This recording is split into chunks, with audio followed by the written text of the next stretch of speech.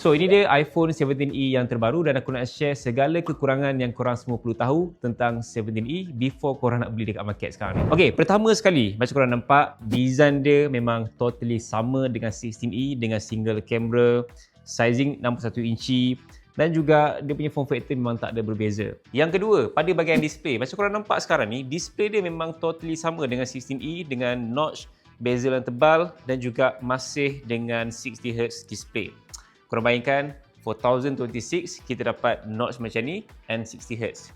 For the price, RM3,000. Yang ketiga adalah dia punya setup kamera. So smartphone ni masih kekal dengan single camera 48MP. Even selfie kamera dia pun masih sama dengan 16e. Bukannya sensor baru macam iPhone 17 yang gunakan sensor square. So kita boleh selfie, rotate dia punya horizontal ataupun vertical tanpa pusing smartphone. Tapi yang ni dia tak ada benda tu.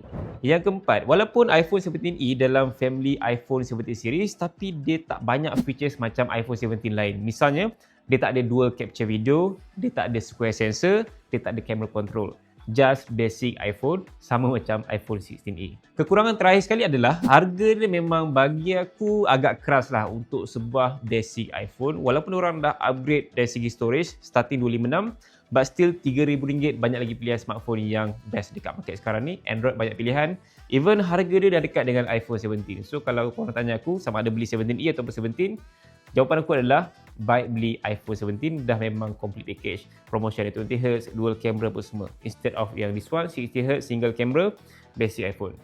So, itulah kekurangan yang aku nampak pada iPhone 17e. So, itu antara semua kekurangan dia dan untuk kelebihan aku akan share dalam video yang berbeza. Korang boleh layan video lain nanti.